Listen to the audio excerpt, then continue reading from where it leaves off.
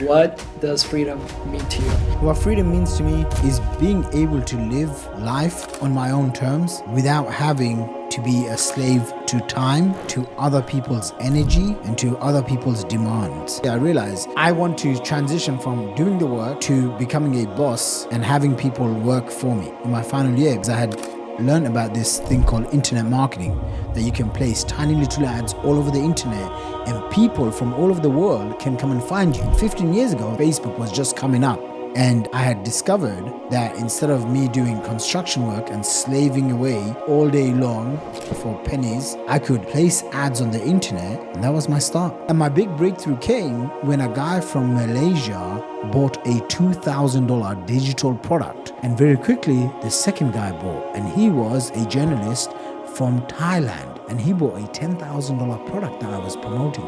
These weren't even my products. I just promoted it online. They went through my funnel, my sales process, and they paid me. I'm like, all I have to do is do this 100 times, $10,000 a pop. That's $1 million. Jack, welcome to the show. What's up, brother? Good to have you. Assalamu alaikum. Excellent. I've known you for a long time. One of my dearest friends. I've seen your ups and downs over the years.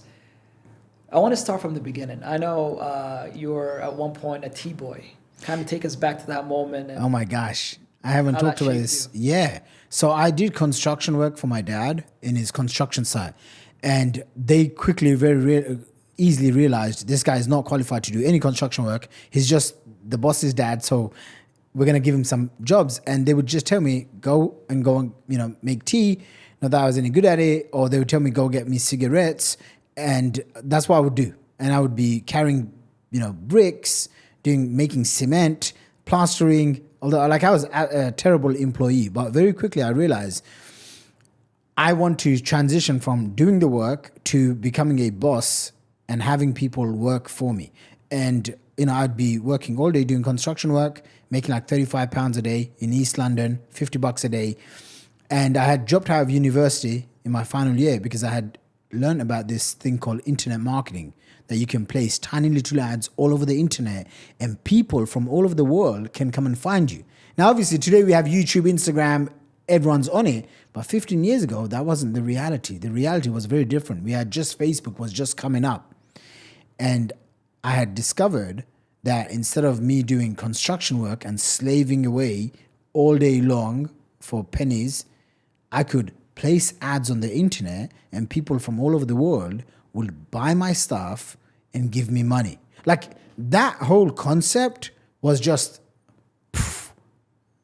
And I was like, that's what I want to do for as long as I can. And I'm willing to pay the price, whatever the price was. And that was my start. That was your start. And then what was your first breakthrough? First breakthrough was I was struggling to sell like most people. I was trying to sell low ticket programs, $10 programs, affiliate programs, network marketing programs, MLMs, multi-level marketing, potions, pills, lotions, everything under the sun. And my big breakthrough came when a guy from Malaysia bought a $2,000 digital product. I didn't create the product. I didn't create the funnel. I didn't create the website. I had no brand. I had no followers. But this dude from Malaysia bought a $2,000 digital program. I'm like, this is crazy. His name was Sarip bin Ahmed. And very quickly, the second guy bought. And he was a journalist from Thailand. And he bought a $10,000 product that I was promoting. These weren't even my products. I just promoted it online. And people from the other side of the world, remember, I'm this 21-year-old kid living in my parents' house. And I find two strangers. Those guys changed my life. Julian and Sarip. And they bought these high ticket programs. And I thought, I've never met them. It wasn't even my product. And they went through my funnel, my sales process. And they paid me. I'm like, all I have to do is do this 100 times, $10,000 a pop. That's $1 million. So I have two objectives for this Go for it. interview. One is to obviously go into the details, the strategies, the tactics. If somebody wants to start a business in the digital age, on how they can go on to build a 6 and a 7-figure business.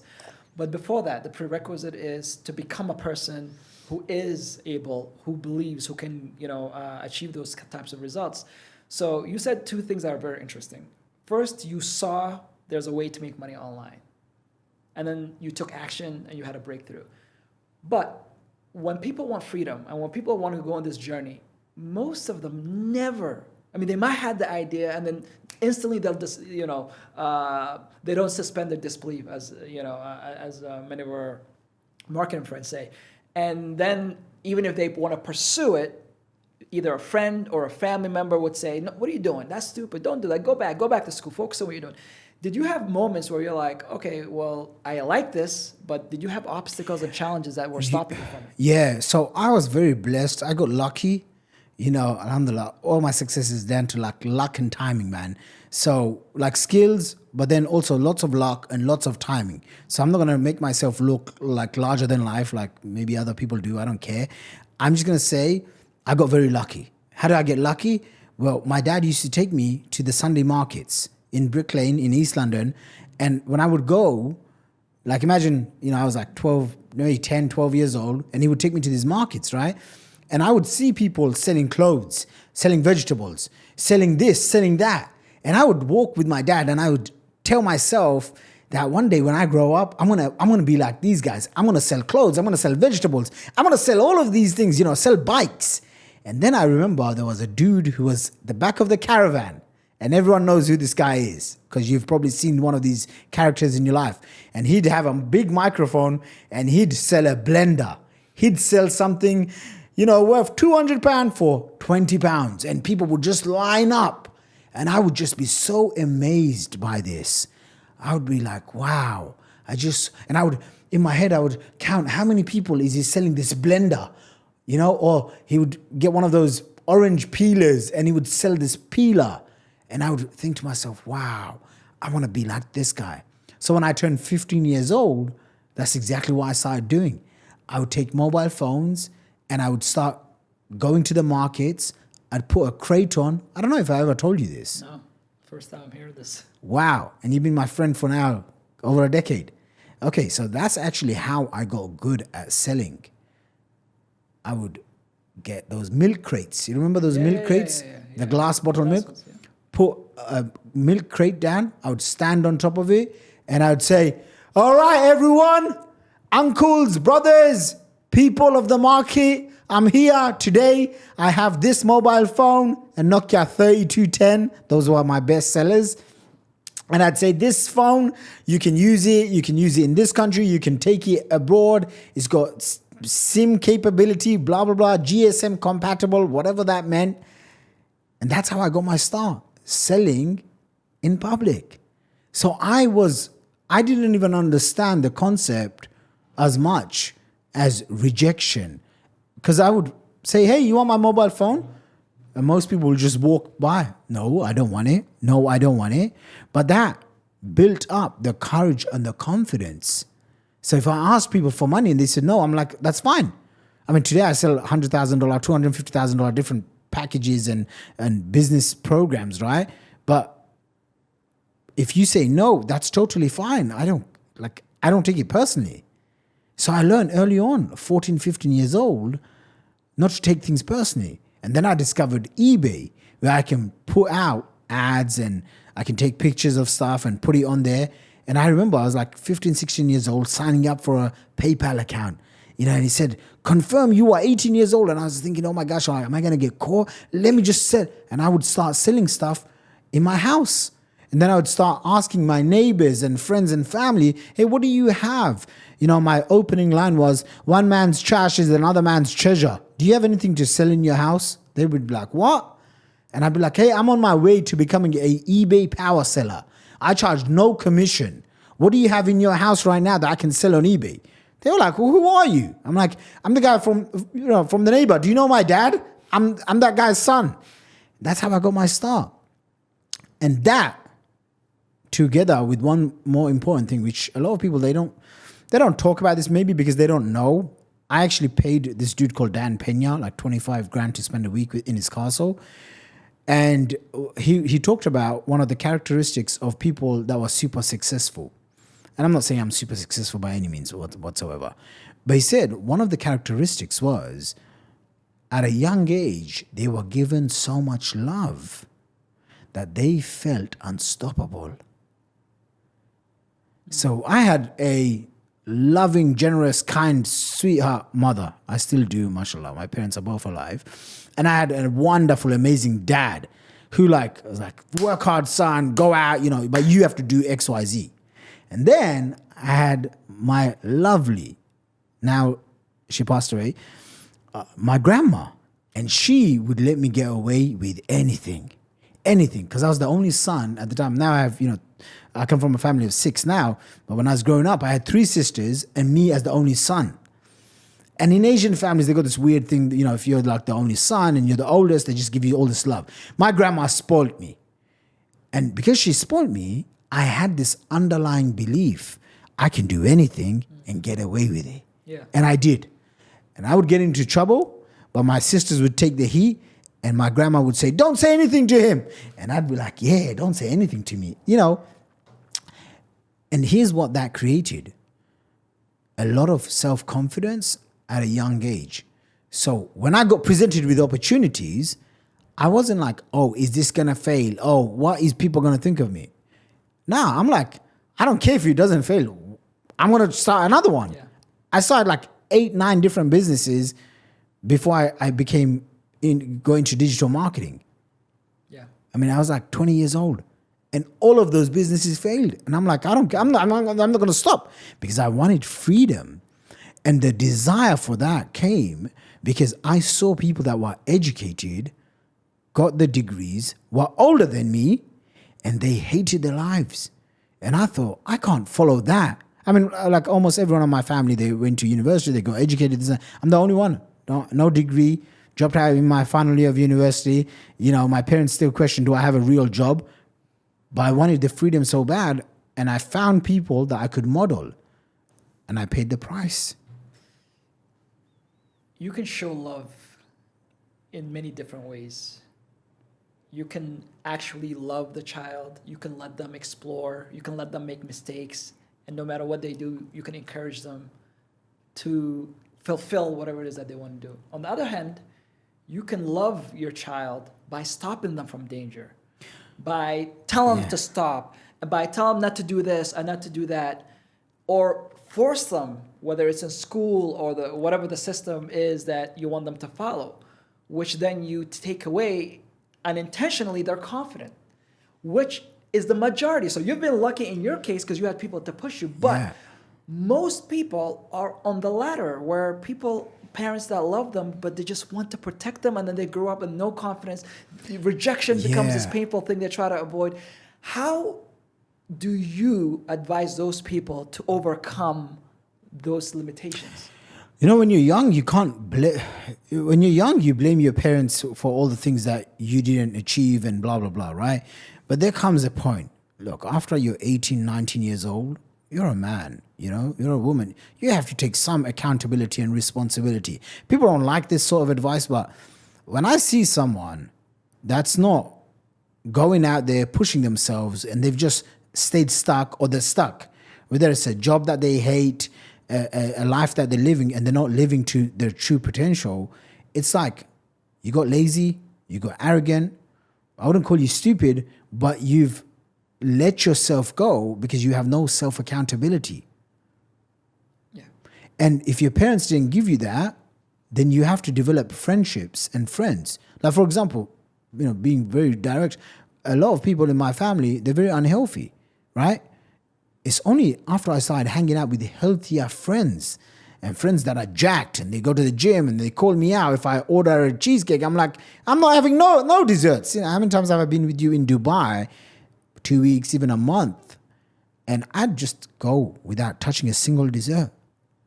Yeah. Think about it. We've been to some of the finest restaurants in the world, mashallah, and you're eating your dessert, and I said, no, I can't do desserts. Sharing my dessert. You're sharing desserts, and I'm not touching it. I'm not touching it. I buy it for everyone, but I'm not touching that dessert. It's because these are disciplines I've had to learn by myself. I had to hold myself accountable to a higher standard. What I find is if people don't have a specific personality trait, they think it's okay. They're just going to, the world doesn't reward people that are like that. The world rewards people that have a growth mindset, because your personality creates your reality. If you don't like your reality, you don't like your life, you don't like your wife, you don't like your kids' relationship with yourself, you don't like your health, you don't like your business, you don't like your investments, you don't like your spirituality, is because one level before that is the actions that you've taken. One level below that is the beliefs that you have that shape your thinking and your personality. So if you want to change your reality, you have to change your personality. How do you change your personality? You have to get over your limiting beliefs. You have to create new belief system. You know, like recent one that I've developed over the last few years and how I lost over 25 pounds is food is a function and a fuel. It doesn't have to taste good. I'm like, what? Food doesn't have to taste good? What? Because my whole life I grew up with rice and curries and all of this stuff. I thought the purpose of food is supposed to taste good. Then I meet my friends. One of them is super jacked and he's like, no, man, egg whites and broccoli and fish and chicken. I'm like, what? He's like, only protein, no sauces, no flavoring. I'm like, that sounds bland and boring. But food is a function and for fuel. You get it? Yeah. Food for fuel. Food doesn't have to taste good. Yeah. I'm like, wow, what a belief system. That's an eye-opener. Now I can choose to say, oh, that sounds good, bro. Or I can choose to say, I'd like to embrace that. I'd like to embrace that. And from now on, that's the new belief system. And it's the same thing with making money. How many times have I said to you, this is what you have to do? But then you'll have different beliefs about making money because you grew up different, right? It's funny because I was on the way coming here, I was with my friend's kid and my friend, and you know, he's a young kid and he's just got himself a little mobile phone. And I told him, I said, you know, you're very smart. Your dad is very smart. Don't let your brain go to waste. And he said, what do you mean? Because he starts telling me about the app store or the, you know, whatever Play Store or something on his phone. And you can download all these apps. Apps meaning games. And I said to him, if you have, and you start playing these games at a young age, your brain won't develop. And he's, 6 years old. He's like, yeah, my mom told me I'm going to go Quran class. I said, you stick with Quran class. Your brain is going to develop at a different rate. I grew up and my dad at a young age said to me, don't play computer games. Because if you do, you'll end up being very stupid. And I thought, what? I don't want to be stupid when I grow up. And I'm not saying one or the other. I'm just saying this is what my dad gave me advice. Now I look back and I'm like, thank God. SubhanAllah. My dad gave me that advice. He's like, don't play computer games. Play the game of business. Yeah. Then you'll get rich. Then you'll make money.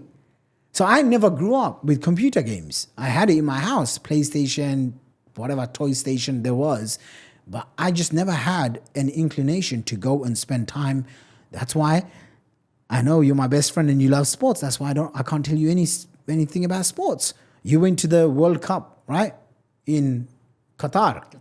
I went to Google and I typed in who won the football team, the matches, Argentina. And I took a screenshot. I said, hey, there you go. I saved myself a plane ticket to Qatar and time.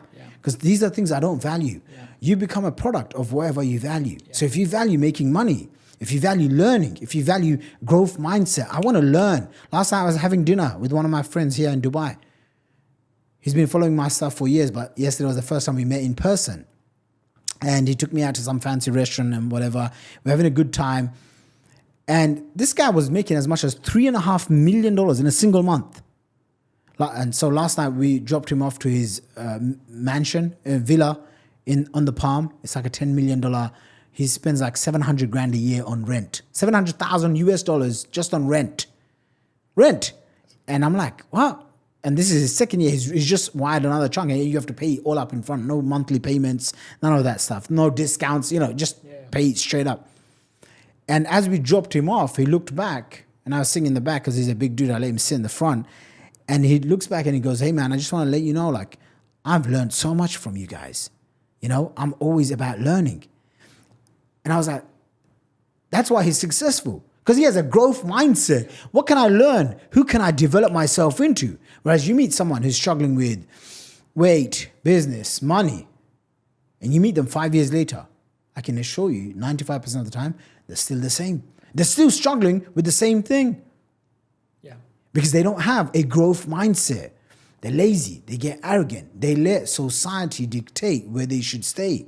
And they think, oh yeah, I don't even like saying because I don't want to even affirm any of these affirmations to myself. Have you noticed? I always talk. They will say stuff like they are an introvert, or they grew up like this, or their dad didn't support them. Bro, you got to grow up. Yeah. When I was 19, I'll tell you this story, right? Because obviously we've been friends for so long and you don't know these stories.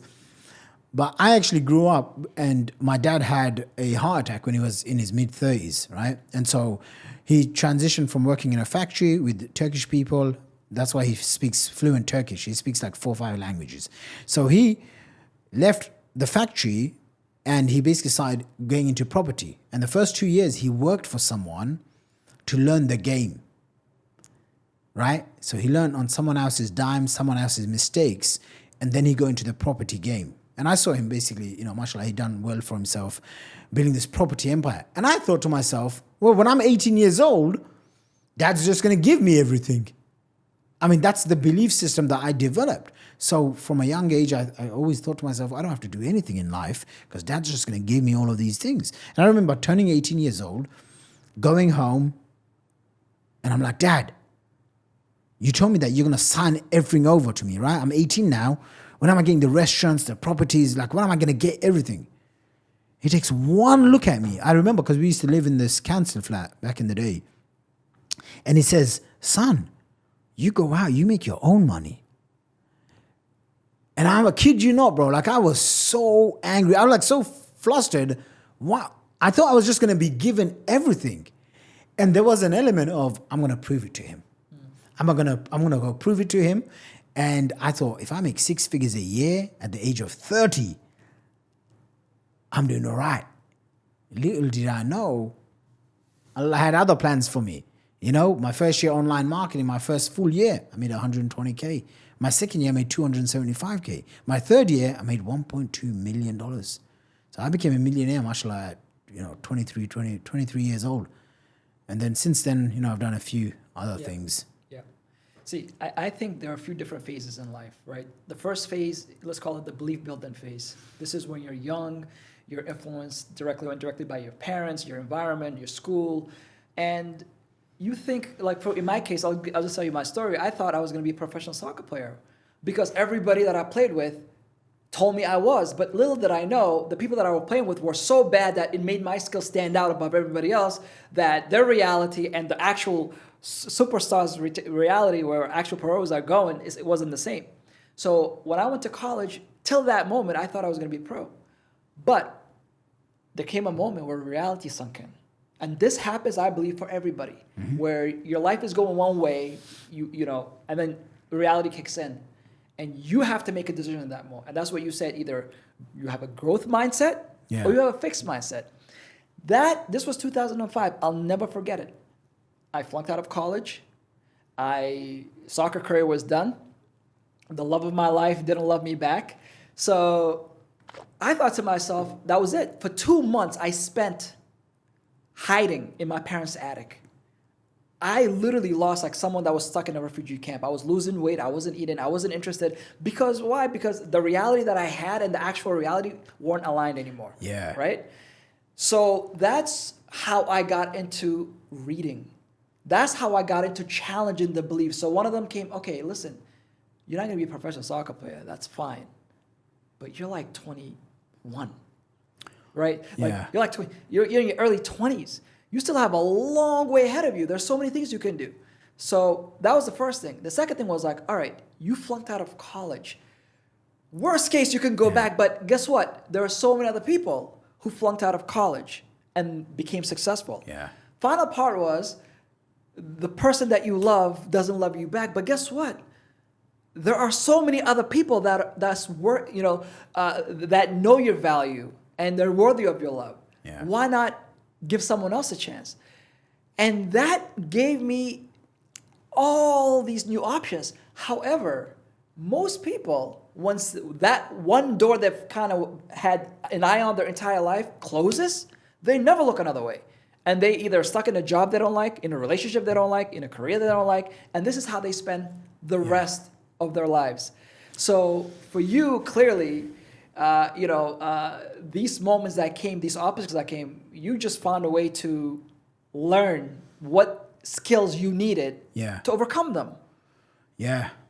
I truly believe, one, it's luck, timing, skills, mental resilience. These things we've all heard before, but I think it happens in stages. In the beginning, you have to have belief that you deserve more or you can have more, right? And then you have to go and take the action. And then majority of the time, you have to be okay with things not working out. I think a lot of the times, the reason why people don't do stuff is because they think if it doesn't work out, they're going to look bad in front of other people. No one cares about you, man. Like, that's the reality. No one's thinking about you. Every single time you post and, you think, oh, this person's going to... No one's thinking about you, right? It's like no one even knows you. Yeah. Chill out. And so I think people get attached to that end outcome way before it even happens. And that paralyzes them from doing the work. And the work is required, right? Whether you call it smart work, hard work, sacrifice, it doesn't matter. Something has to be given, right? So you have to do something, an action that creates a reaction, the cause and effect. The reason why you don't make $1 million a year is actually because you haven't done all the things required. Money and success and wealth is a lagging indicator. So if you want to make money, it's the actions. Just like I told you to buy Bitcoin when it was a few $1,000 and Solana under $20, right? And so today Solana's trading at $150, it was at 210, whatever, right? But 6 months ago or a year ago, it was only $20, $8, right? So the action of today is a reaction and the cause of 6 months, a year ago. What did you do before? So the reason why some people can make millions of dollars is because they've built the foundation of skill acquisition and system acquisition. So system acquisition is stuff like your offers, your products, your team, your operations, your finances, cash flow, all of this stuff. And the skills is, what skills have you learned? So what happens is, people that want freedom, they say, I want freedom. I want to work for myself. I want to be financially free. I want to have time freedom. I want to come to Dubai like this. I came here on a whim to come and see you guys for the weekend. And people want this. They see it. But what they don't see is to get there, there's work that's required. Yeah. Whatever that work is, maybe you need to publish content. Maybe you need to put yourself out there.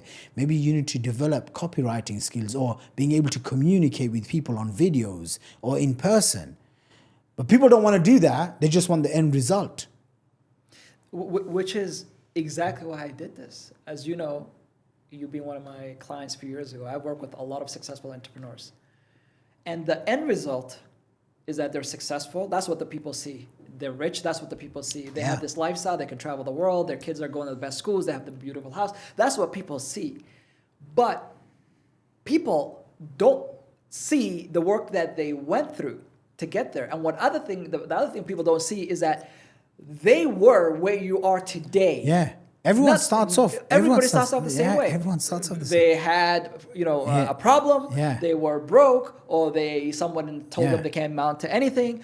They had something that could have stopped them from achieving everything that they have today, but they just followed the same path. I know you don't watch a lot of movies, but if you watch every single movie, and this is a reference that came, that I always share, it's literally the same. You have a character, who faces a problem. That problem is stopping them from the desire that they want. And then there's conflict. Yeah. You can't have success without conflict, or at least meaningful success, right? You can win the lottery and make $1 million, but guess what? I'll give you 12 months. Yeah. It's gone. And you didn't have a skill, because you didn't have a skill to develop that $1 million. Yeah. You're never going to enjoy it, even if you enjoy it for, actually most people that win it, they're actually in debt after. They lose it and they're in debt. But when you acquire the skills, you can do it over and over and over again. Now, the other thing I want to ask you is, Shaq, you've made over 40 million now, I think now, close to $40 million. Something like that. Something like that. Who's counting, right? I stopped counting. Yeah. So people can say, well, listen, obviously it's easy for you to make that kind of money. I am a stay-at-home mom, or I am, I have a corporate job, or I work at a 9 to 5, and I barely know how to use an iPhone. How can I make $1 million? Okay, firstly, mashallah, all my success, I just give credit to Allah. That's one. Because, look, there are people that work harder than me, longer than me, that are smarter than me, that are more educated than me, but they don't get the results. Okay, so I have to always preface that just because. And so someone that's at home, you're struggling to pay your bills, you're trying to, the first goal most people have is trying to crack 10 grand a month. It was my first goal. I've had like 25,000 students from all over the world. The first goal everyone has is, how do I crack 10 grand a month? And then they want to get to, how do I become a millionaire? How you first get out of your own head is you have to first condition and program that there's a better reality that awaits you. And that is on the other side of getting outside of your comfort zone. All the magic, all the growth, all the income, all the results, all the riches, every single thing that you want is literally outside of your comfort zone. The actions that you're taking right now has got you those results today. Now we can say different environments, different upbringing, that's fine, but you have to accept now you have some sort of control over how you create your reality. So you can't be thinking, oh yeah, but this is it. This is never it. So the first stage is understanding that awareness that there's a different reality. Second stage that has worked for me, and I don't know if it's going to work for other people, but I always go find other people that have done it. So I would read books, even now, like if I want to learn about a new topic like AI or something, I'll find 3 of the best books. I'll go to maybe 3 different conferences and seminars, and I'll find 3 different experts, either on YouTube or in person. And I'm like, go through all these 3, and I'll just tell myself, hey, 20 hours to kickstart my journey. Because most skills today you can learn with 20 hours of focus. There's this fancy TED talk, how to learn anything fast in 20 hours. You have to dedicate 20 hours. The most people they watch Netflix for 20 hours. And that's the thing, right? Like I remember coming across studies like this, even 15 years ago, and they would say like, at the 2 people can start the same, and when you measure them, at the end of one person's life, they're dead broke, they die broke, they've had a miserable life, and the other person is like they're financially free, they leave their kids with all of this stuff. And I would always be fascinated. Well, what makes that person that? And the stats would be something like 80% of people will die broke, 15% of people will just have just about savings, and then like something like 2% of people will be bam, bam, bam. They'll hit all these boxes. And I would always ask myself, what do they do that I can develop? And this was, again, just like most people, when you're watching this, you're probably not making 10 grand a month. You're probably not financially free. Probably don't have the freedom that you want in your life. That's why you're probably watching a podcast on freedom or nothing, right? I started off the same thing. It's not like my dad gave me a bunch of money or I said to myself, there's a new reality. I have to go find someone. And I remember the first ever ebook I bought, it was like $47 or $97. I must have read the sales page like for 2 days. And I kept thinking, is this a scam? Is this a scam? And then I bought the book, and the book literally said, make yourself valuable so that the marketplace will reward you and you will become an attractive person in the marketplace. Does that make sense? And I was like, okay. So then you learn the skills that makes you attractive, and then you go out and share those skills. It's called marketing. So first you have to acquire the skills. So you ask yourself, you look around, what are the skills that people get paid for? Content creation, copywriting, sales, marketing, being able to persuade and influence other people, coming up with offers, being able to present on webinars, building funnels, right? Building sales processes for individuals, for business. I just gave you a list of 8. You can throw in stuff like script writing. hiring a kid right now. He looks like he's 15. He's from Singapore. He's charging me $1,000 per video script, and he wants like $4,000 a month. I'm thinking, you're some young kid, but he's got a great skill. So he developed the skill which makes him attractive. And then you have to take that skill and then you have to market it and you have to share it with other people. One of the best formulas I ever learned that helped me create this, and my zero level of love for football explains this, right? So I remember struggling for money, and then I would hear a doctor would make how much? 50 to 100 grand a year. But a football player, which is basically 20 people, how many people play on a football team? 20 people? 11 on the field, let's just say. Okay. 18, maybe 20 on the team. Okay, so 20 per team or in 11 total? on the team. 11, yeah, 11. Okay, so let's just say 20 people. 22 on the field at any given time. Okay. I can't believe I'm having this conversation for somebody that lives in England. Yeah. This is why you guys don't win anything. Okay, well, I don't care if they win or lose anything. Again, that's what freedom is for me, right? Yeah. I'm not attached to one place just because I was born there. It doesn't matter. Absolutely. And so, let's say a football team has a group of 20 men, half naked, running around a ball to put into a goalpost. And then you have and they're making millions per year. How much does a football player make? 5-10 million a year? Yeah, the best ones are making 20, 30. Okay, let's just say 5 million a year. 2 to 5 okay? per year. And a doctor is out there. Saving lives.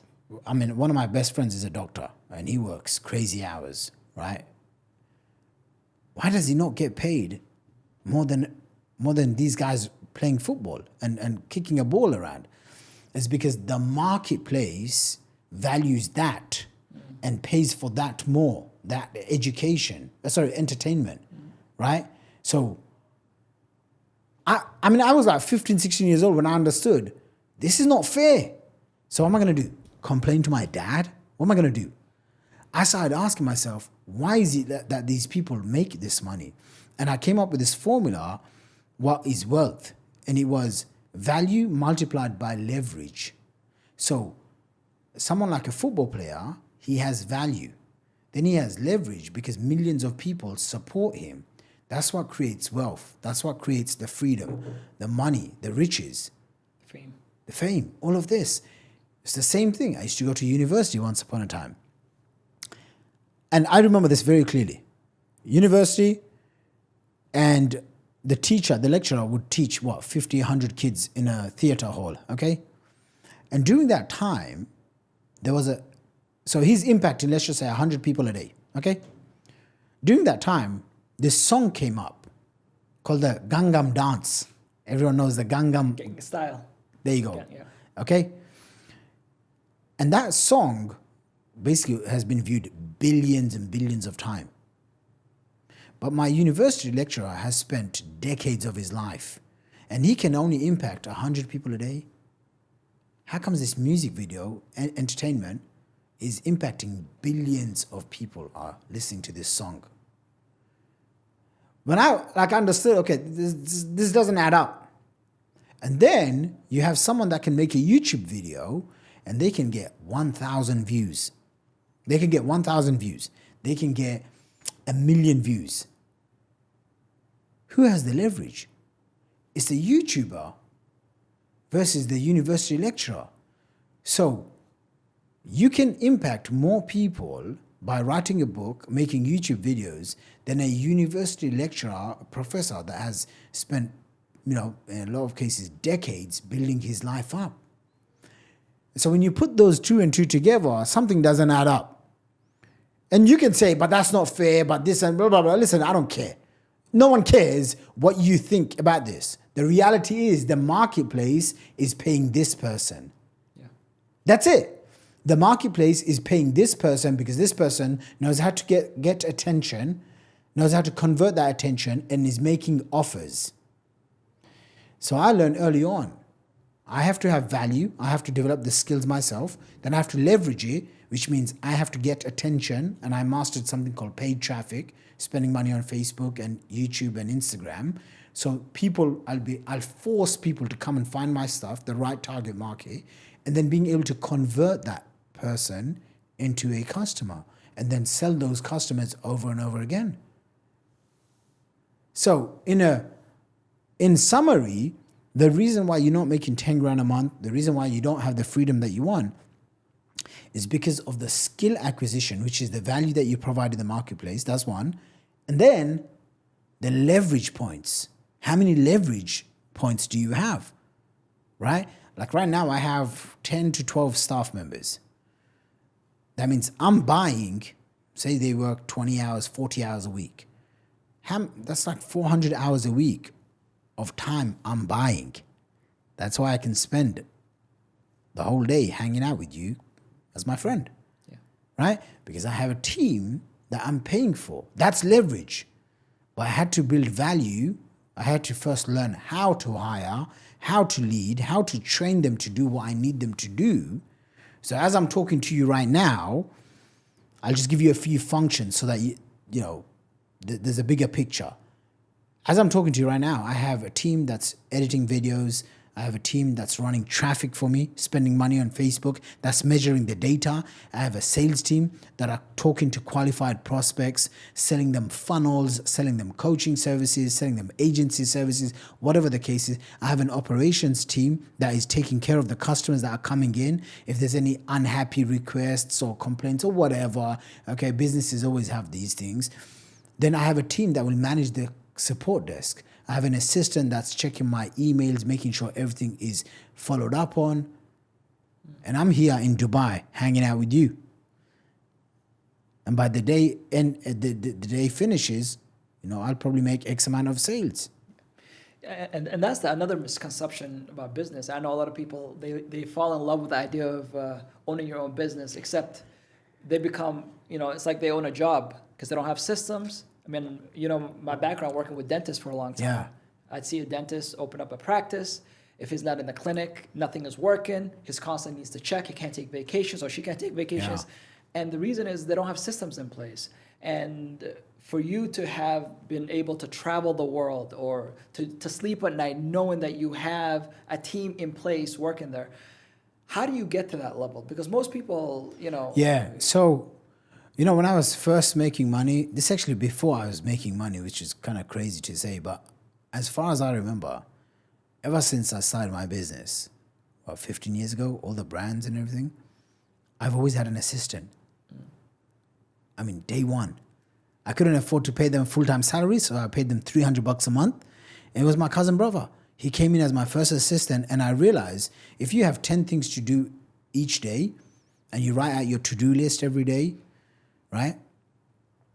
80% of that needs to be delegated. So I would delegate all of these things to him.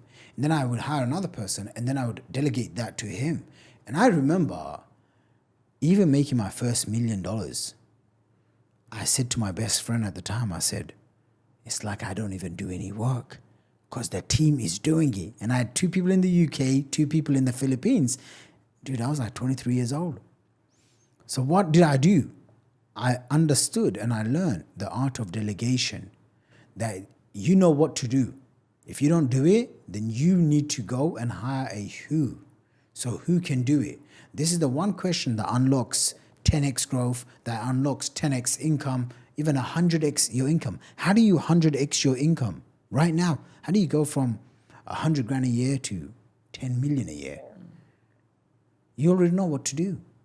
The question is, who's on your team that's going to execute it? Yeah. So now when I'm launching a new business, when I'm launching a new venture, it's not even, what do I need to do? It's who can I bring on the team that has the expertise, credibility, capabilities to execute. So the skills I learned early on, and I'm not the best at it by any chance in the world, but I've learned because I built a team of like 55 people when I was like in my 20s. And I had events business and all of that.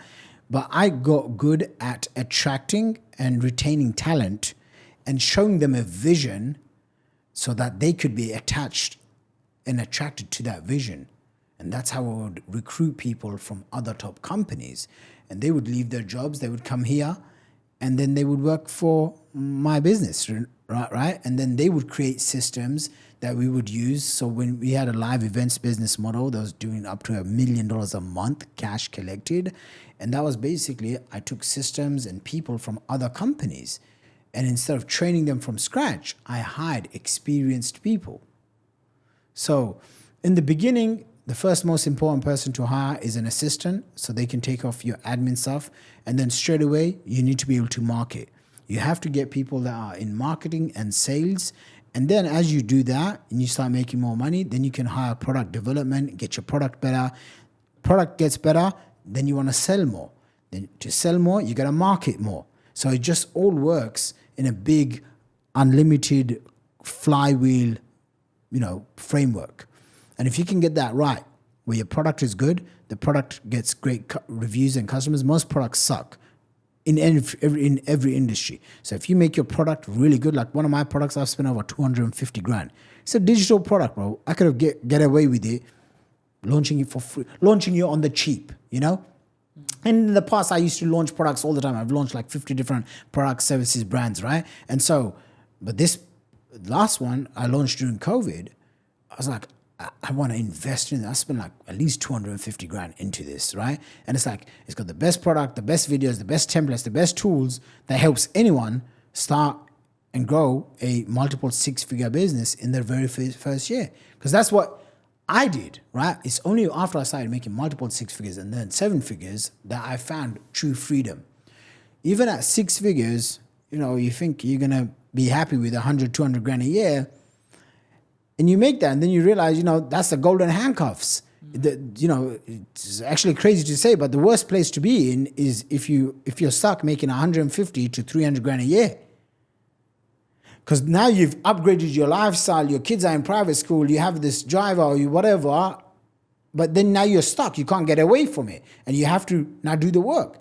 And it's scary because you don't want to lose that comfort. That's why they call it the golden handcuffs. Yeah. That's why you have all these people in corporate, they don't want to leave their 200 grand a year job. Yeah. So you have to get to that, after usually 300K to 500K, life gets a little bit easier. Then $1 million, it goes back to being hard.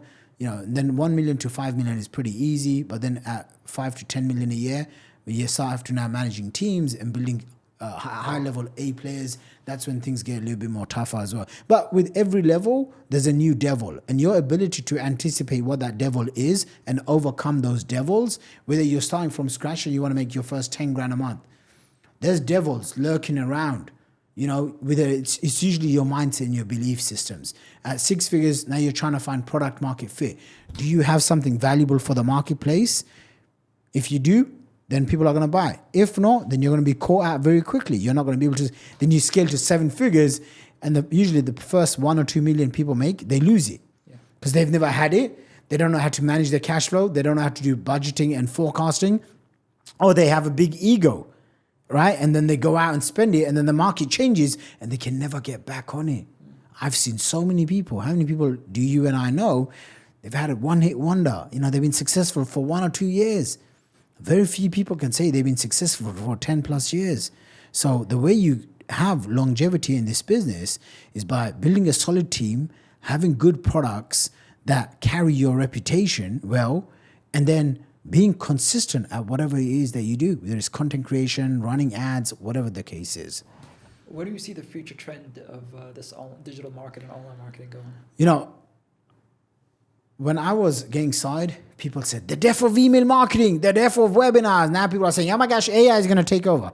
I'm like, whatever, I welcome it. Why? Because I know the skill that's required, and it's basically anticipation and adaptability.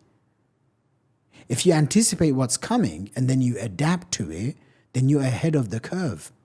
If you're ahead of the curve by learning new skills, by developing yourself, developing the characteristics, the belief systems, the people around you. Like, for example, as soon as ChatGPT launched, I let go of like 2 or 3 of my team members.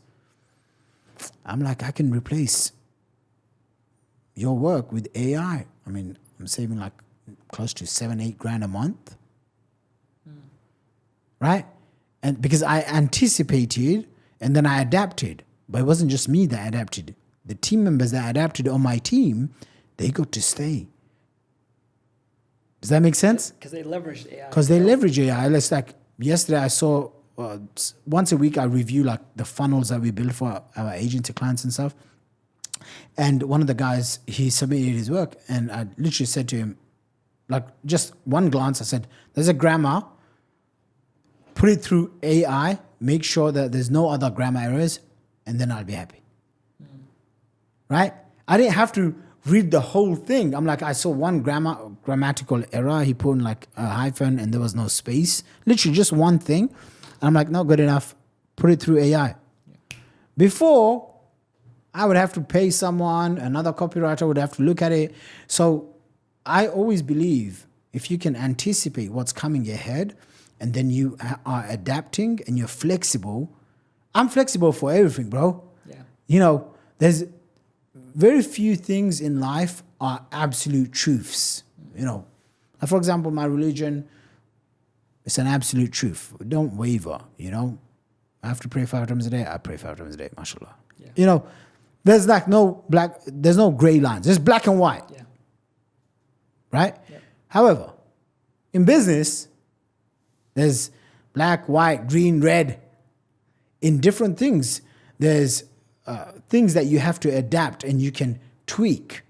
I remember paying Tony Robbins. I bought his like something like it was like 50 grand or 75 grand for his mastermind. And I met Jay Abraham and Tony Robbins at this private mastermind, Platinum Partnership it's called, yeah? And Tony Robbins gets on and he's like, I want to share with you the number one skill that I learned because of Jay Abraham like decades and decades ago, right? So when Tony was really young, he would love his products so much and he would like obsess over his products. And then Jay Abraham came to mentor him and Jay Abraham told him, fall in love with your market and not your product. And how you stay ahead is by anticipation. What can go wrong? Yeah. So I learned that many years ago and I was like, okay, I have a growth mindset. I'm always willing to learn. I'm always willing to say, hey, I don't know this. I don't know anything about anything. I'm always learning. And so that gives me an adaptability mindset, a framework to just be adaptable to any situation. And I'm always anticipating, hey, what can go wrong? Instead of always thinking, what can go right? What can go wrong in this situation? And who do I have to become for the next level of my own growth? Like one of the reasons why I lost like nearly 25, nearly 30 pounds. Why? Dude, because I realized, hey, I spend money on traffic every single month, almost for like 10 plus years, right? But the ROAS that I was getting, I mean, you know my campaigns, $2.5 million spent, $20 million cash collected, one campaign. I've had plenty of campaigns, but the last 12 months, something has happened. I'm not getting a 5, 10, 20x ROAS on my money. Why? Oh, I get it. Why? Because the YouTube game has caught on. Organic is taking. So I'm like, okay, cool. I'm giving myself 12 to 18 months. I want to replace, let's just say I spend 100 grand a month on ads, okay? At my peak, I was spending up to 100 grand a week on ads. But let's just say right now I'm spending 100 grand a month on ads. In 12 months' time, I want to replace my organic marketing, my traffic, with what I'm spending on paid. Who do I have to become? I got to be a healthier version of myself. For myself, right? Now I'm wearing medium-sized clothes and I feel good and strong, right? I couldn't tell you this 1 year ago. So this is me adapting. Yeah. Does that make sense? Yeah. For, as mashallah I'm making more money, I have to become a wiser investor. I thought I'm just going to be running my business, but when you have X amount of money in cash, you have to learn the investing game. Yeah. You can't rely on, other people and financial advisors, because I lost $1 million bucks. Exactly. You've lost a lot of money doing it that way. We can talk about that. Right. We can talk about that because, we can, I've lost more millions, over $10 million, subhanAllah, okay? More millions from my bank account I've lost in bad investments than most people dream of or even ever will make in their entire lifetime. Yeah. And it humbles me, man, because I realize, hey, I'm not Superman. I don't float on water. I'm going to make mistakes. I'm going to get ripped off. I'm going to get scammed from bad investment opportunities. And I just take it on the chin, pray to Allah, boom, I'm back on. Yeah. And that's one thing. Look, I don't. You should. Is there someone knocking? No, they told us like 5 minutes. Or Okay, I should ask differently. How do you bounce back from failures? I was literally about to ask that. Okay. You said that literally. Yeah. Yeah. Okay, go for it. So you said you lost over $10 million. I mean, there are people who lose 10% of that and they don't recover. How were you able to keep going after that? Yeah. So one, being a Muslim, I have strong faith that, look, reality is, I'm not taking any of this stuff to the grave. So I can't be attached to this. You know, I hear people go through depression and stuff when they've lost money. I don't think I've ever experienced that, or I never even call it depression. Maybe some sadness, you know. For example, in the last crypto run, just in one coin, you know, Luna, the thing crashed, I lost nearly 600 grand. Went to the masjid, and I just put my hand up, prayed for a few minutes, and then I said to myself, I can't allow myself to wallow and sink in. I have to get back on. You just get back on the horse. Yeah. So one of the skills that I developed early on, I don't know if they call it resilience, but just bounce back. And this is a mantra that I've developed to myself, right? Which is, bad things will happen. I can only anticipate and do my best.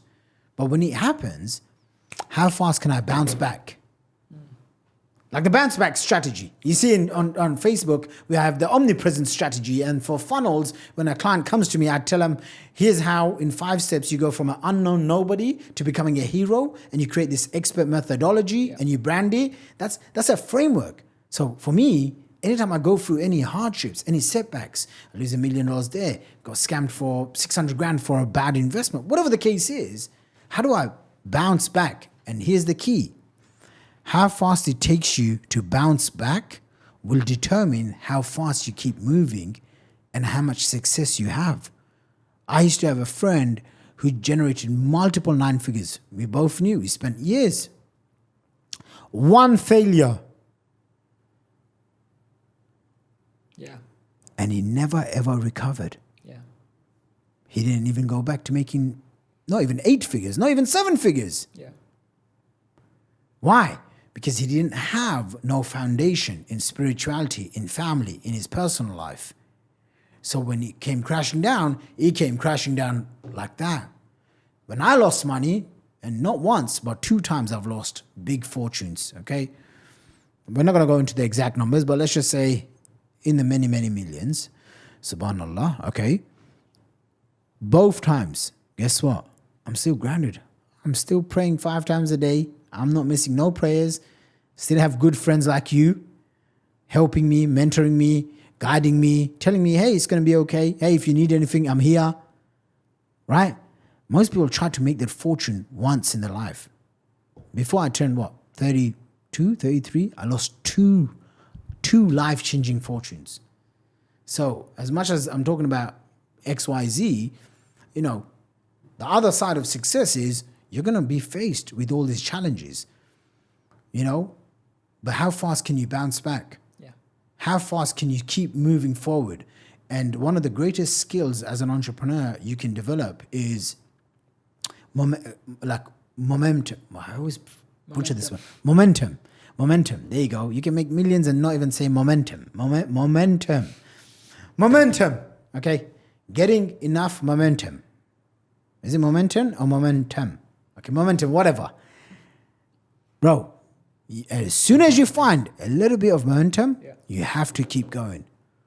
You have to keep going until you can escape velocity. You know, when it comes to making money, it's usually at the $3 million mark. That's where you can have some escape velocity. When it comes to, you know, like I'm doing it right now, literally on my YouTube channel. I'm publishing enough content as much as I can. So then when it reaches a certain number, then I can come down to maybe once a week. Yeah. But until then, publish daily. Publish value daily. Yeah, I mean, the thing is, we all have this gift. We all have something valuable that we can share with the world. Maybe we do it in private. We do it for our kids. We do it for our partners. Yeah. But we think if we get on camera or if we get, you know, and you don't have to get on camera. You can do it as a blog. You can write it, whatever you're comfortable with. But most people feel the value that they have, the knowledge that they've gained, the experiences they went through, the problems that they went through that they've solved that other people are going through, for some reason is not a big deal because they only see it from their own perspective. Yeah. Yet you and I know there are people who make millions of dollars literally solving problems that people go through on a daily basis. One example is parenting. Yeah. Right? When I had kids, I just thought your kids came out the way you want them to come out. And then you start to figure out, well, that's not how it works. And no one taught you or no one teaches you how to become a parent. And then what do? Right? You go and learn the proper way to parent. And this comes down to relationship. Yeah. But the thing is that the question is, how many parents that have raised amazing kids, but they just take it for granted? They don't. You see them. Yeah. I mean, you can like this is another, again, it's all frameworks, right? Mental frameworks dictate the actions that you take, the beliefs that you have, and the results that you get. So one of the mental frameworks I have is every single adversity that I've gone through, I've turned it into an adventure. So I'm always having fun in the process. Okay, like you can take all my money, but hopefully you're not going to take my smile away, right? I'm going to be able to learn to enjoy the process and turn it into an adventure. And that in itself becomes an asset. Some of my clients that pay me a lot of money, 50K, 100K, XYZ, they hear the challenges I've gone through and how I've overcome them. And they're like, hey, I want to work with you. Wow. You made multiple tens of millions of dollars before turning 30 years old. I can learn XYZ from you because you also made mistakes. Like, for example, yesterday, the mutual friend that we met is making over $3 million a month, but he's never put a live event on. I've done over 100 live events, made all the mistakes you can possibly think about. He's like, maybe we should talk about doing a live event together. You understand? He's got millions of followers online. He's never hosted a live event. You and I have been hosting live events for over a decade. I remember the first live event. My first event. You helped me put that offer together. That offer was out of nowhere. Mashallah, that one's done at least $12, $13 million right now. And I was actually that was one offer. and I was actually telling Dan yesterday is that you came to, like there was two defining moments about that event that really shows or demonstrates why you're so successful. The first one is that you wanted to do this event, and I think you were doing Umrah. You were in Mecca. I don't know. I think you were doing. I don't know if it was Hajj. Hajj. Hajj was a Hajj. Yeah. And you were with your family. I'm like, hey, bro, do you want to delay it? You want to come back? You're like, no, let's do it. This is the date. It'll work out. Like, let's do it. So we do this event.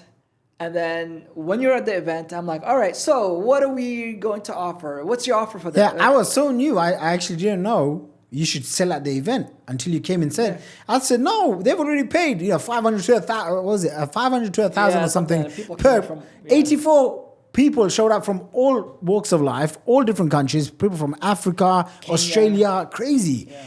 And I'm like, I'm here to have a good time. And you're like, no, you need to sell something. And, you were doing copy work for me and creating offers for me. And I was like, will you have 1 hour? You come up with an offer right now.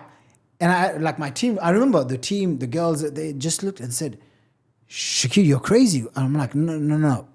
You come up. And you gave me this presentation on a laptop, Google Slides. I jumped on stage. I didn't even review it.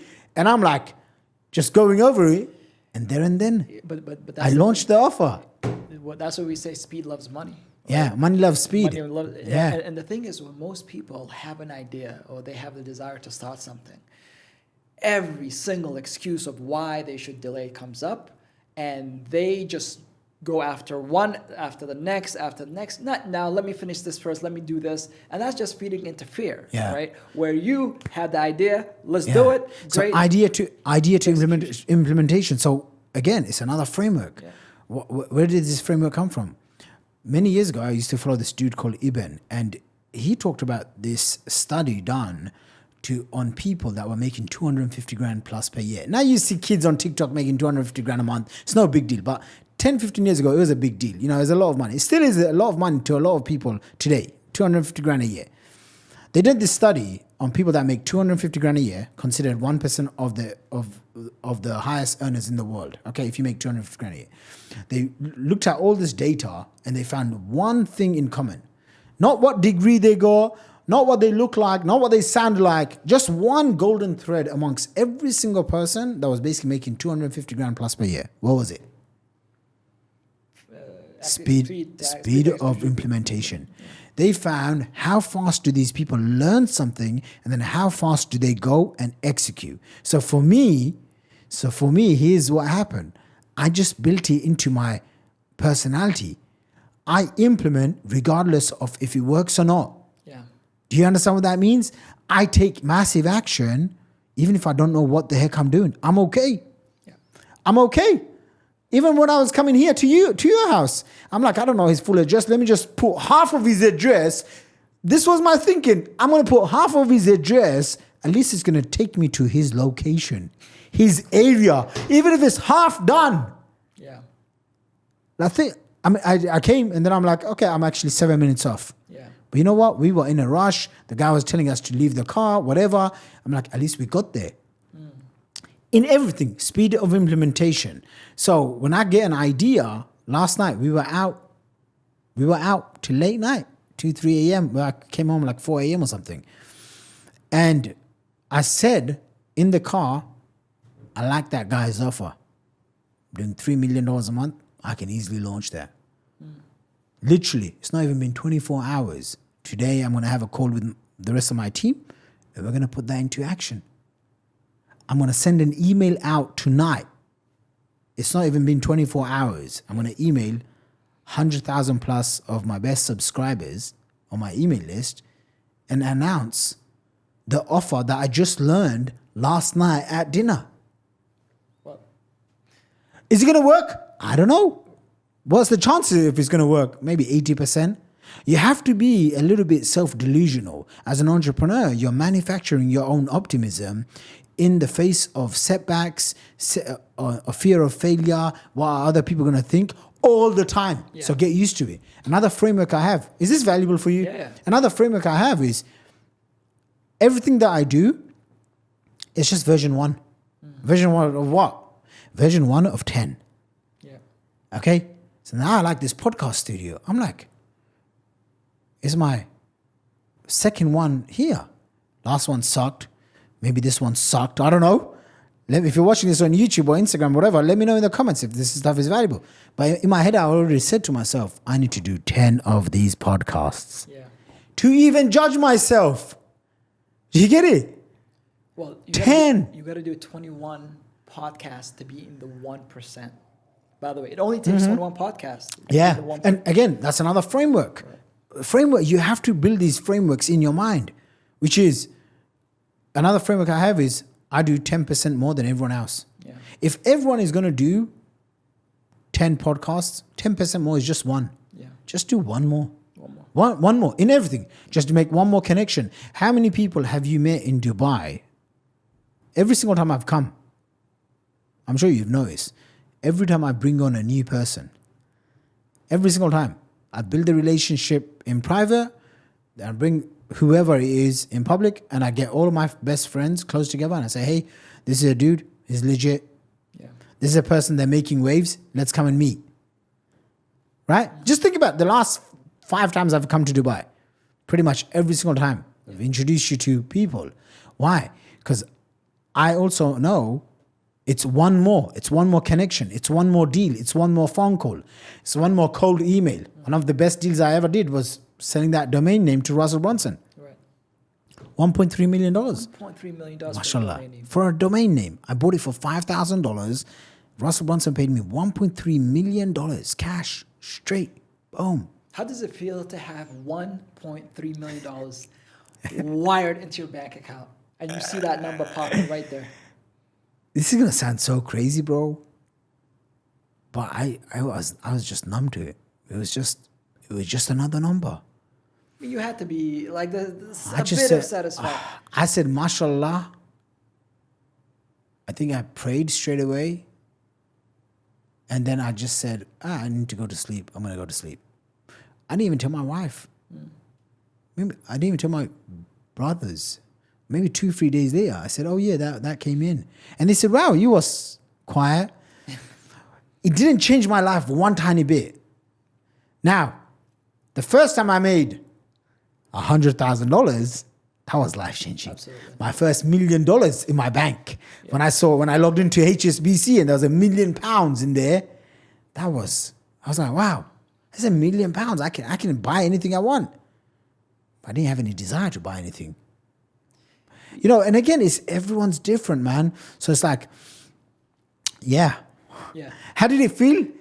It felt good knowing that the deal went through. I spent $5,000, made 1.3 million.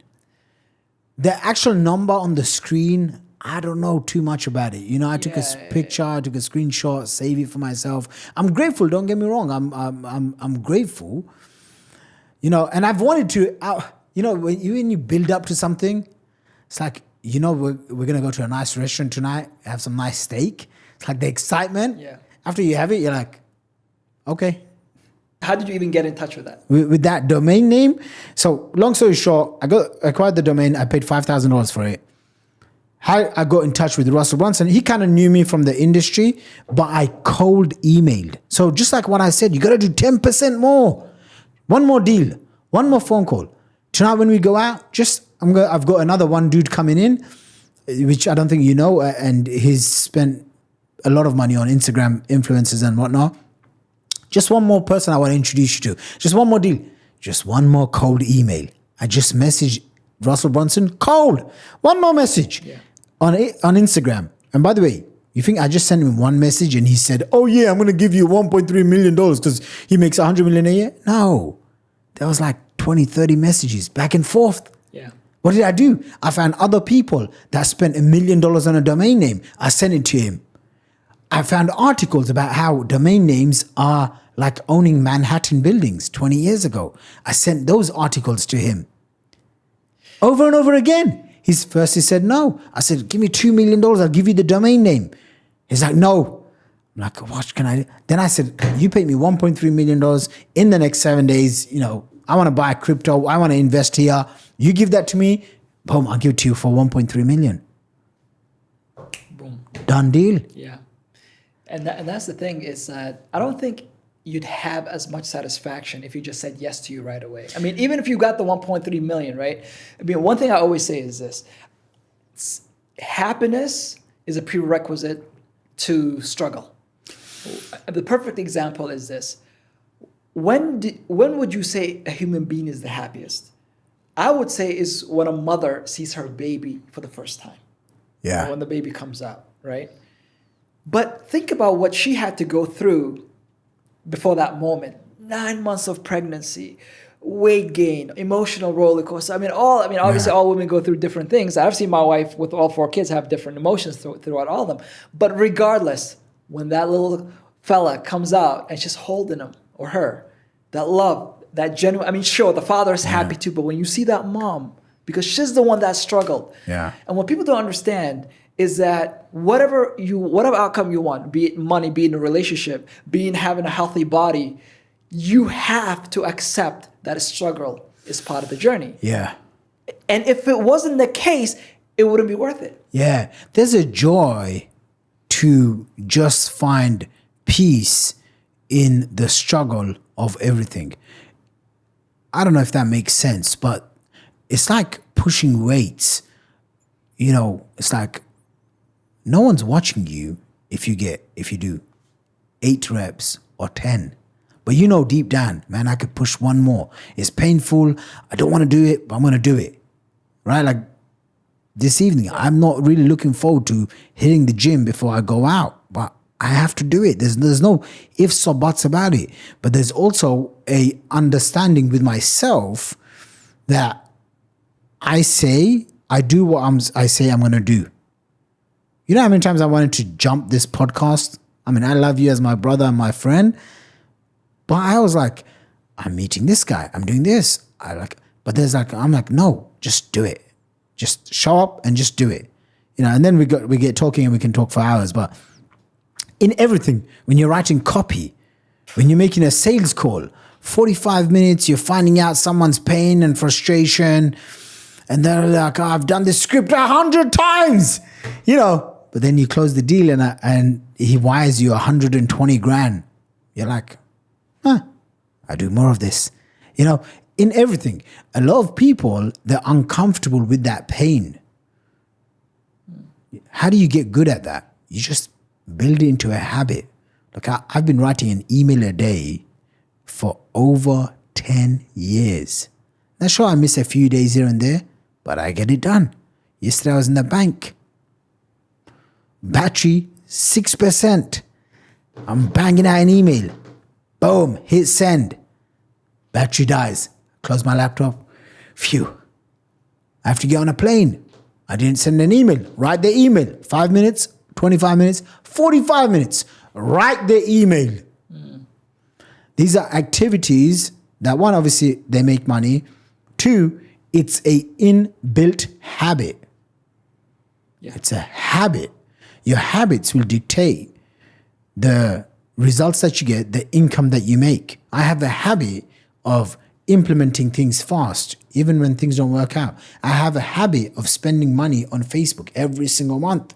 Every single month. I have a habit where I tell myself, who's the A player that I'm hiring this month? Because I'm always hiring. Because I always want talent. Traffic acquisition is one to get customers, but talent acquisition is even more important. Because if you have talent acquisition right, everything else falls into place. The reason why you're not growing in your business, in your life, is because you don't have talented people around you. Go and get talented people. You want to lose weight? Try losing weight by yourself and then go and get a personal trainer. Then go and get a personal trainer that's been doing it for 20 years. And you see the difference. And so, if you can first identify what are the habits needed to create the results that you want that will lead you to freedom. So for me, it's funny because I never read books as a kid. I hated reading. And there was a dude who I used to follow, and he said, it don't matter if you don't like something, just do it. And in the process, you learn to love it. And I was like, I don't want to read books. Why should I read books? I haven't read books. I've never buy books. And then someone said to me, if you learn this skill, it's called copywriting, then you can write copy and write headlines that will get people's attention and they will give you money. So I attached reading books with making money. And I've always liked making money as a kid.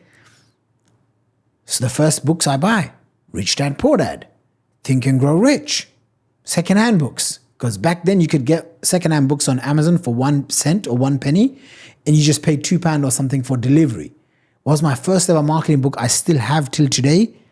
The Ultimate Sales, what was it called? Ultimate Sales Letter by Dan Kennedy. Yeah. Gold cover. Yeah. And I got it. And I remember it was a secondhand book, right? It's all tattered and battered. And I thought, someone must have read this book so good.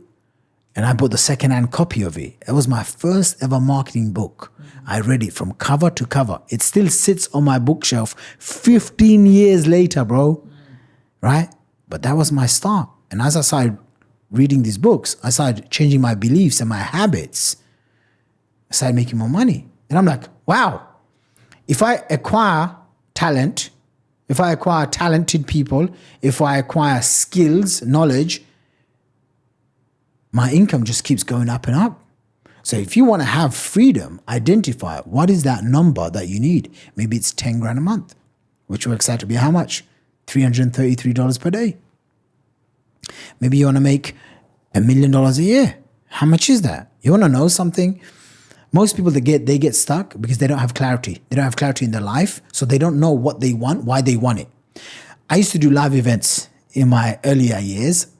In my 20s, I had like good 5-6 year run. I did events all over the world. Singapore, Toronto, USA. I spoke all over the world at events and stuff. And I would always ask this one question. How many of you want to become financially free? And everyone puts their hand up. How many of you want to make $1 million a year? Everyone puts their hand up. How many of you know how much you need to make per day to make $1 million a year? Huh? What? What did you just say? How much do you need to make $1 million per year? Because everyone just said they want to make $1 million. But that's also the reason why they don't, because they just see the giant number. They just if you break it down, it becomes more realistic. And very few people knew. Yeah. It's $2,700 a day. It's $84,000 a month. That's what's going to get you to $1 million a year. So people, they think I want to make $1 million a year. Okay, tell me how much you need to make per day and then per hour. Oh, I have no idea. So then how do you do that?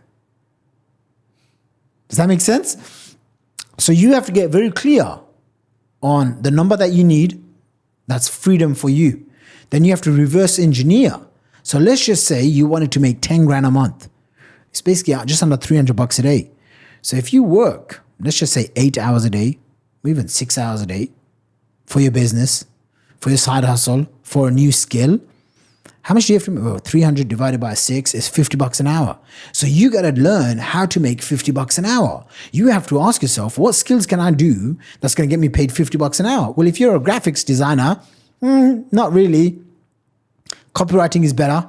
Building funnels, learning about AI, building AI solutions for customers, writing compelling copy so now $300 per day to make it easier for customers at $2,500. That should be your goal. You need to get 4 customers at $2,500 each. Yep. That's your 10 grand a month. Now you can charge them one off, or what I'd like to do is charge them every month. So you have 10 grand a month coming in. So who's going to pay you $2,500 a month? Not some kid. Most kids are broke. Not some random person in a 9-to-5 job that's making 5-6 grand a month. So who's going to pay you that? A business owner. A business owner will have a budget for marketing. In my company, I have a budget for marketing. I have a budget for paid traffic, for organic traffic. I have a budget for now hiring scriptwriters. I have a budget for copywriters. So who do you want to target? You want to target business owners. And then what's the message you're going to tell the business owner so that they are compelled to pay you? Well, if you, again, frameworks, man. Frameworks for success in everything. The 10X rule. What's the 10X rule? Not the 10X, 10X, 10X, but the 10X value rule. Yeah. I learned this a long time ago. What is it? If you charge someone $2,500, make sure that they're getting 10 times the value of what they're paying you. So if you paid me $2,500, how would I feel like you're giving me $25,000 of value? Yeah. Maybe if you pay me $2,500 a month, I can get you at least 25,000 visitors or 25,000 views on your YouTube channel. Yeah. Do you see where I'm going with this? Mm-hmm. This is where you want to put your head into. What skills can I develop for my freedom, and who's going to pay me so I can hit my goals much faster?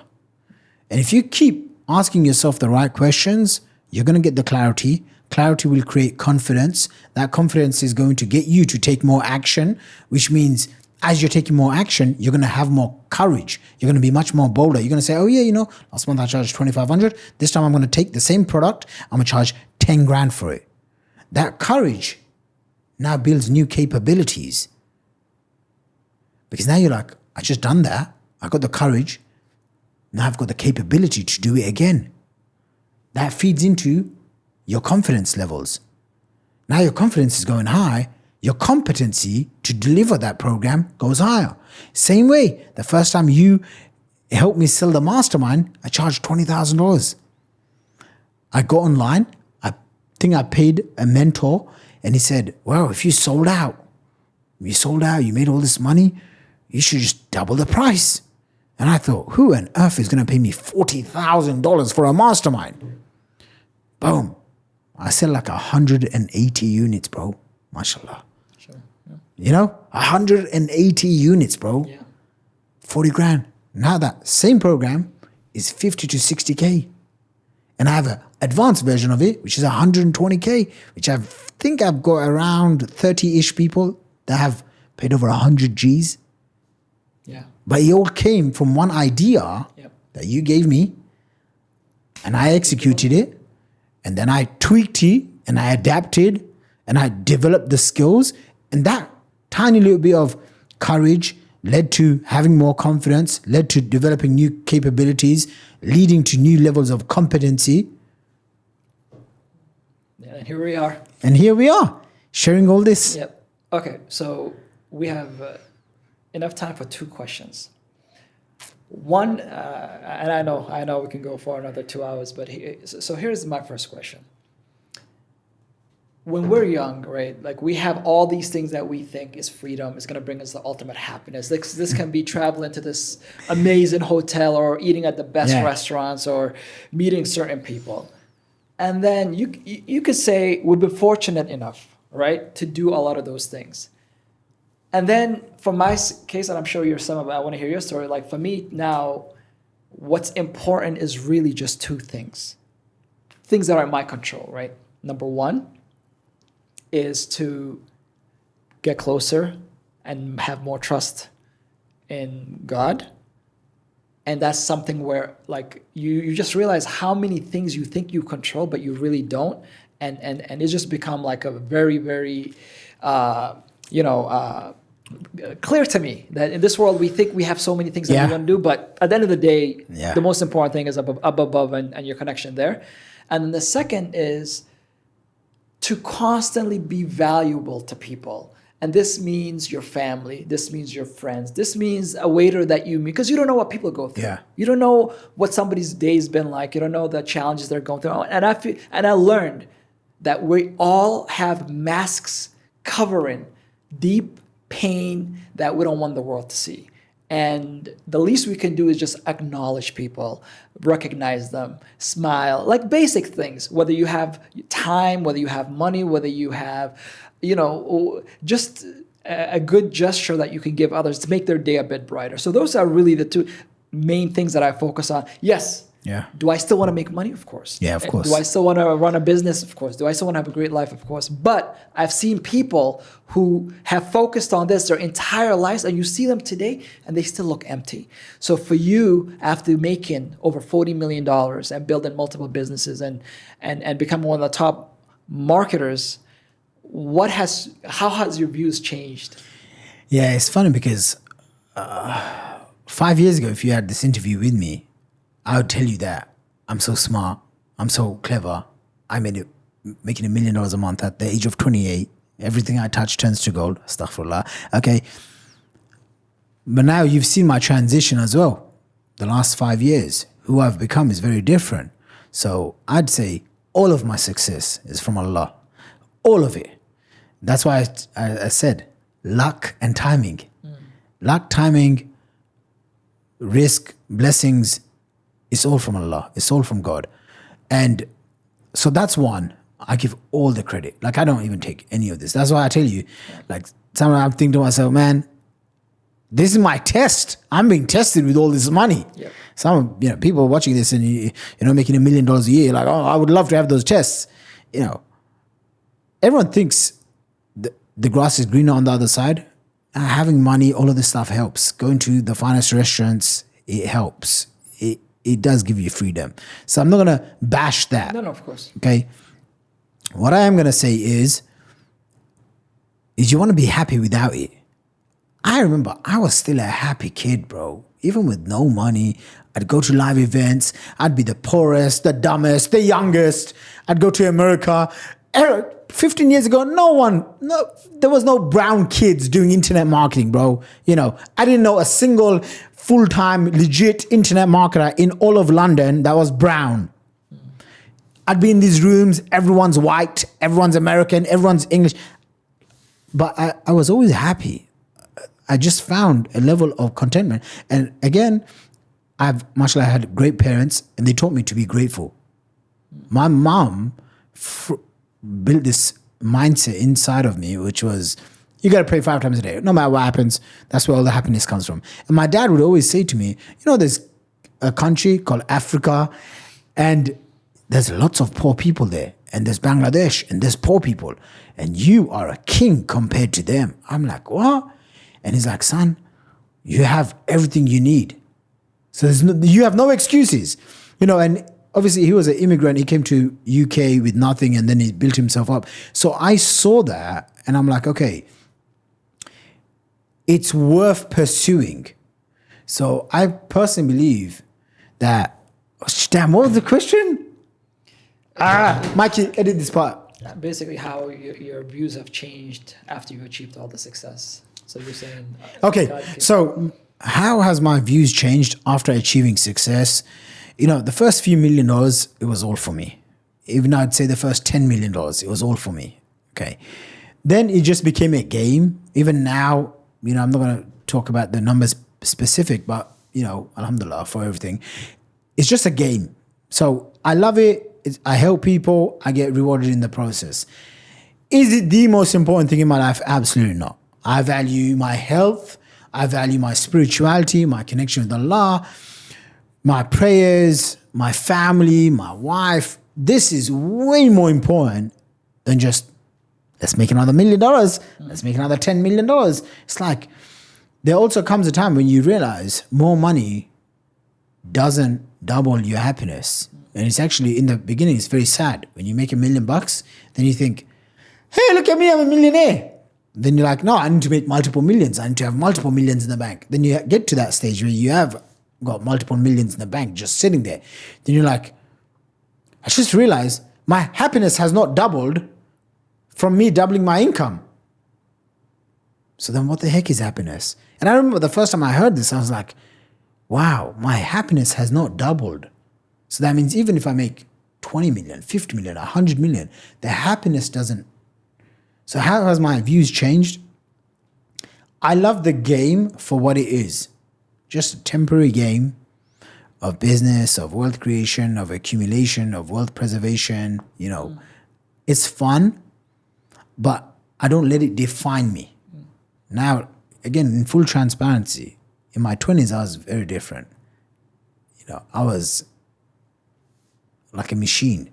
Sacrifice everything except for family and my religion. I sacrifice friends. I sacrifice every single thing. I mean, you've been friends with me for 10 years. That friend circle never grew more than 4 people. But it also kept me focused. I didn't go out dating. I don't do drinking. I don't do drugs. I don't go clubbing. I don't do partying. I don't do any of this stuff. Found one woman, got married to her. Mashallah. That's it. Right? And so my values have changed. In my 20s, it was every single month had to be better. For 9 years, bro, 21 to 29, I grew like this. I would have 3 people. I don't even know if I told you this stuff. I used to have 3 people report my cash on cash collections for the day and then create a report for my daily net worth. And every single day, the goal was I need to increase my net worth. Every single day, I would get this report compiled by 2 to 3 different people, double-checked and verified. And then I would get this report and I'd be like, and it would fluctuate 100, 200 grand a day, whatever. And I would be like, I'm mad right now. Why is he down? He has to be, multiple millions at all times, And then you realize none of this stuff means that. It means something, but it's not the source of your happiness or the source of your life. And then you get accustomed to it. Don't get me wrong, it's important to have, but at a certain level, after probably 500K, $1 million, life doesn't, it's like we're going to go eat the same food. Might be a nicer restaurant, might be an extra few $100, might be even an extra $1,000. Yeah. But we're just going to eat. And it's not like, oh yeah, now I've got this money, now I want to go and spend all of it. I do have a few luxuries, the penthouses in London, business class flights, those things, don't need to look at the prices of what I'm going to eat, where I'm going to eat, or clothes, stuff like that. But other than that, the values have changed to definitely health, because without health, you have nothing. I remember I was in Singapore. So when I was a kid, there used to be this brand called Bathing Ape. Bathing Ape? I've heard of it. Yeah. It's like this big ape on your clothes or whatever. And these, I could never afford them as a kid. But there was one of my friends, he used to buy secondhand clothes and he used to wear this Bathing Ape. And one day I'm in, Singapore, I'm just traveling around the world and I see this shop. And I look at this shop and I'm like, that's that brand. And I go in with my head high, because these t-shirts cost like $200-$300, $400 or whatever. And I'm like, I'm going to go buy these t-shirts. Why not? I can afford it. I have money. And I remember going in Singapore, you see all these Chinese slim kids going in and they're buying all these clothes. And I remember none of the t-shirts fit me. And I walked out and I thought, wow, I can have all the money in the world, but I can't spend a few $100 on a t-shirt that I really liked since I was a kid. Yeah. So what's more important? Your health is more important. Because you can have all the money in the world, but if you can't lift it, it's like, and you can't experience it, then what's the point? I know plenty of wealthy people, but they have very poor health. Would you exchange your life for this? Never. It's like, well, if I gave you $100 million, but you have no hands, you'd never exchange it. So what's more valuable, money or your health? Your health is. Same way, I didn't really appreciate, my spiritual life and the responsibilities of being a Muslim. But then I started hanging out with people that were more spiritual, more religious. And I realized, wow, they're chasing heaven and I'm chasing this materialistic world. So I started building my relationships with these people. Just like in a mastermind, you build the connections. That's why every time you come to London, I want you to go meet all these Maulanas, all these people that I have huge respect for. Before, I used to just look up to entrepreneurs and people that made a lot of money. Now that has changed. Yep. It's like full. Bro, I've met people that are worth millions of dollars, billions of dollars. I get more excited to meet someone who's memorized the Quran. And I want to be in their presence more than meeting another entrepreneur. Yeah. So in my 20s, there was a lot of that. It shaped who I am. And I do regret it because, again, it's my values, my life. And I realize I should have been focused more on the spiritual side and the health side, then it's never too late, Yeah, it's never too late. So our last question. Anybody watching this right now and they want to pursue their own freedom, what advice would you give them? Make the commitment. The bigger the commitment it is to you, to the people around you, the more courage you're going to have to go out and build the more courage you're going to have to go out and build the competency and the capabilities. So it all starts off with commitment. How did I learn this lesson? I paid a gentleman called Dan Sullivan $35,000. He's like 75, 80 years old. He teaches people how to think. I come from an Asian brand family background, bro. If I went to my dad and I said, Dad, I found this dude on the internet. He's 75 years old. I just wired him 35 grand and he's going to teach me how to think. My dad's going to give me a slap. Didn't I teach you how to think? But that guy has been training entrepreneurs for like 4 decades. So I do value some of the stuff he says. Not everything, but some of the things. And one of the things he said is, how do you shift your life? It starts off with a commitment. That the larger the commitment, the more courage is going to build up on you. The more courage you're going to have, you're going to go out and try new things, which is going to increase your levels of confidence. So commitment, courage, confidence leads into capabilities. You develop new skills. And anytime you get stuck, anytime listeners are watching and you get stuck, just ask yourself, what's the commitment I have right now? How do I expand that commitment? That commitment is going to lead me to take new action. That's where courage comes from. That courage is going to lead me to having more confidence. The more confidence I have, the newer the capabilities grow, right? So it's just the 4 C's. Just keep remembering that. For me, one of the frameworks I developed was a question I got, and it was, if I succeed, who around me benefits? So suddenly it's not about you. It's about all the people around you. So if I succeed, my friends, my family members, the people I'm passionate about serving, entrepreneurs, spiritual leaders, everyone else can also benefit. Great. And the stronger the why, the bigger the why, the easier the how. Stronger the why, the easier the how. Wow. Shakir, this has been an amazing dialogue. Love the values that you shared. I'm sure it was insightful, a lot of actionable stuff that people can take.